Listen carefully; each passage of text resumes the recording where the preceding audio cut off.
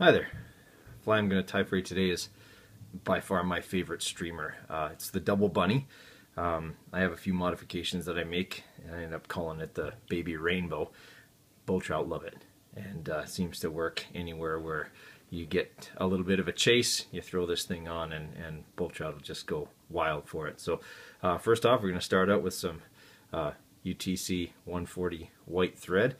And actually, sorry, before we throw that on, we are going to weigh this puppy down with some lead wire.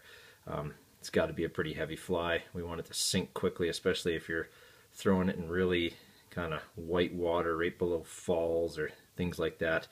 You want this thing to get down and stay down. You know, obviously where the bull trout are hiding and waiting for unsuspecting little fish to fall.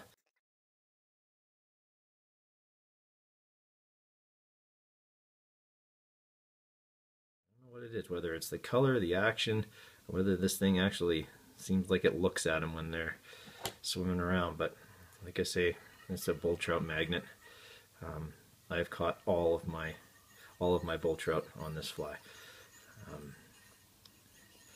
Just like I say, there's something fishy about it, and they go for it. So we get the thread started, and of course when you're using a really long streamer hook, and this is a size 4.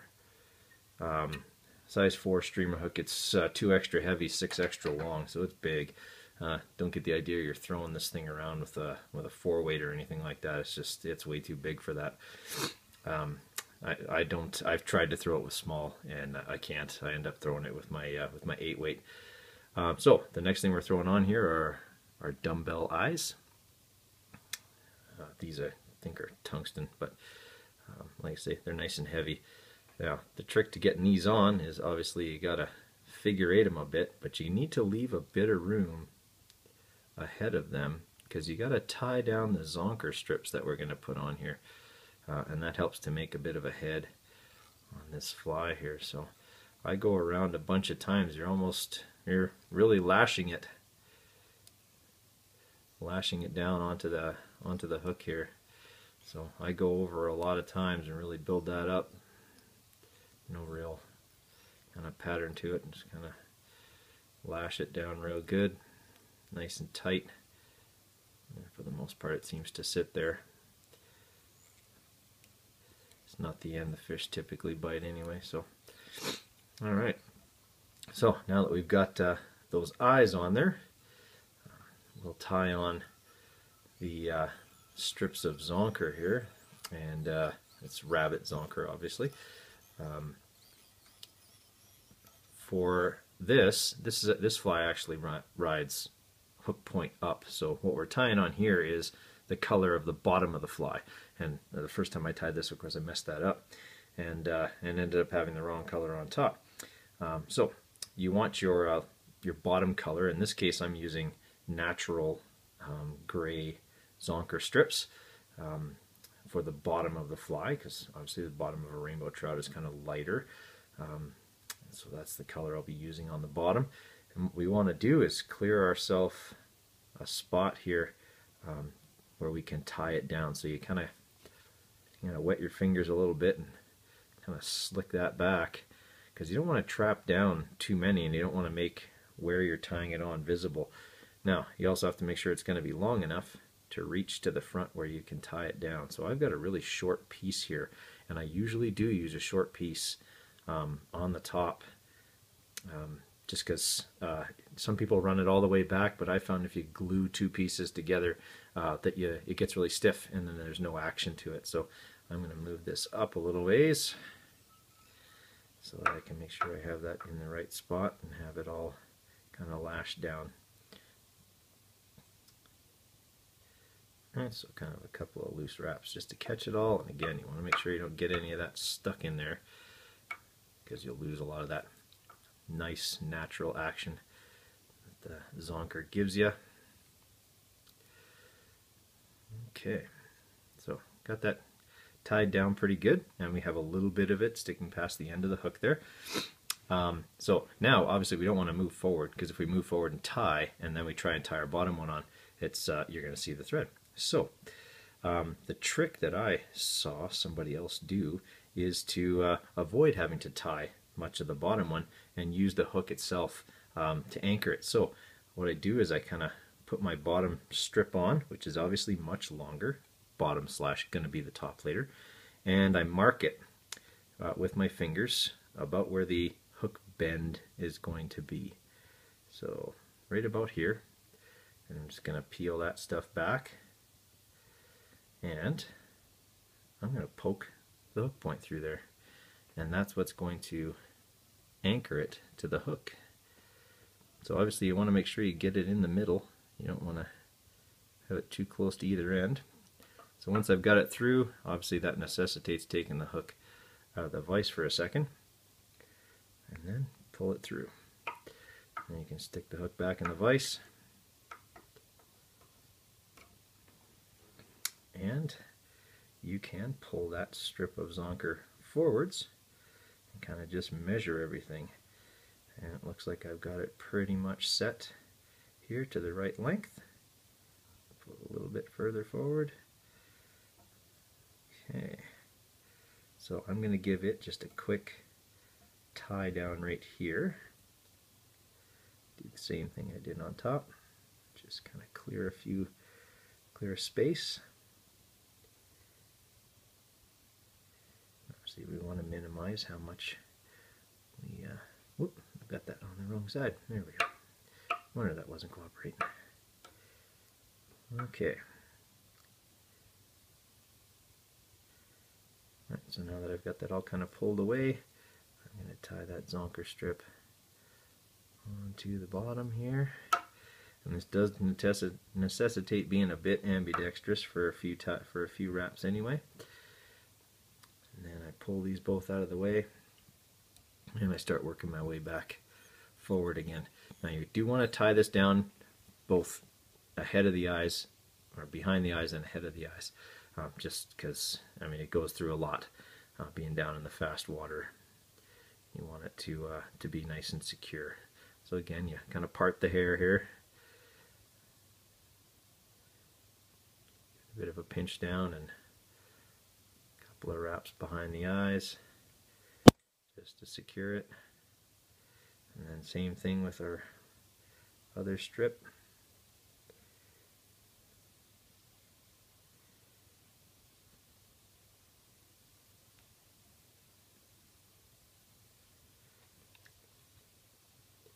Again, got to kind of slick that stuff out of the way.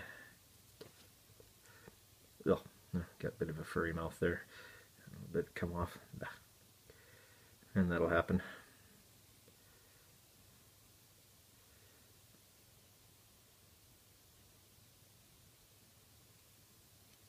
Okay, there we go. Got it secure now behind the eye. And then we will continue to move forwards here. There. Actually, all right, so now I'm going to slick back this stuff that I had slicked forward a minute ago, because I want to retain as much of that hair as possible. And I'm going to tie down that last little bit of zonker strip. And this is probably the toughest part, because it does want to squirt away from you when you're on this last bit, especially if you don't get the bottom piece out of the way like I did there. Try that again.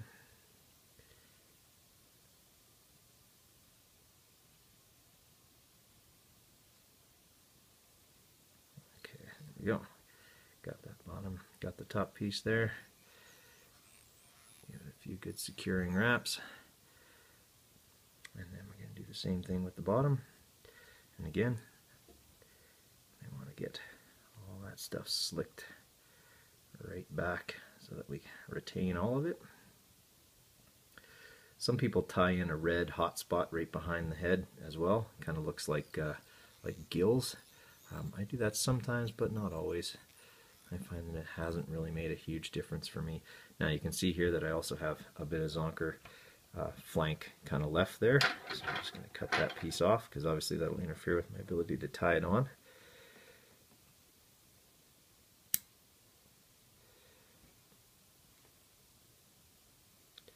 Okay, the rest of that will tie down here in just a sec.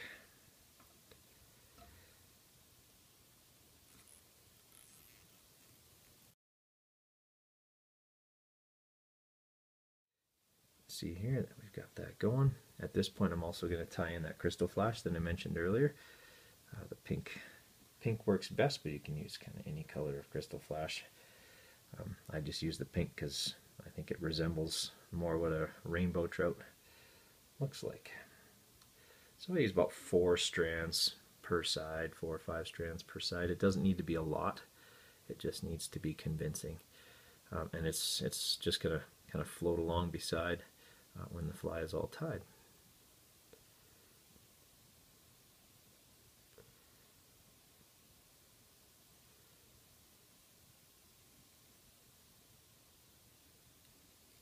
Go.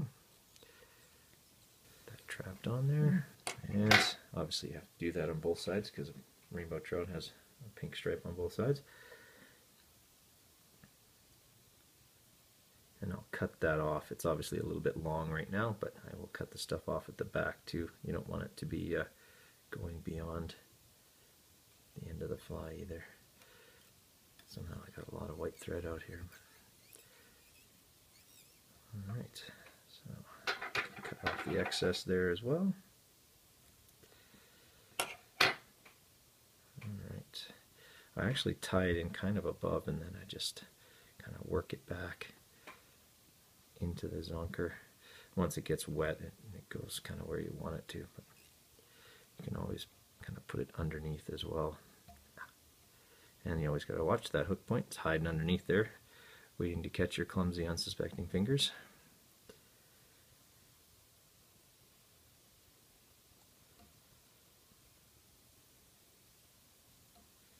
Alright.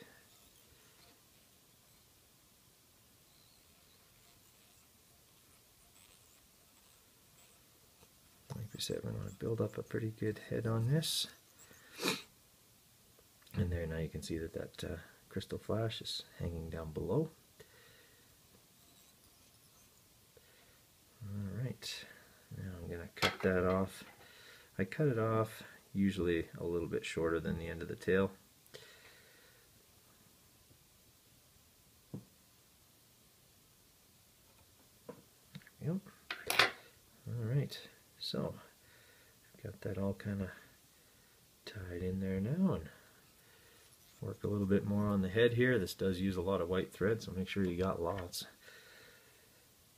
Give it a whip finish here, and then this is a fly that definitely uses a lot of stuff on the end. Oop, didn't tighten the vise tight enough there. Okay, really make sure that knot is seated by pulling it in all directions. And this one, and I soak it down with head cement, something fierce, getting the lid off. So be pretty liberal with your application of head cement here. You want it on there all through. Let it soak into those thread wraps real good. And there you have it. You got a double bunny that looks kind of like a rainbow trout with the pink lines and different colors of zonker strip. Like I say, it's a great bull trout fly. They seem to love it. You can even tie it articulated if you want. I do have 1 or 2 that are extra long. You want to catch a big bull trout, then obviously it's got to be a bit longer. Thanks for watching.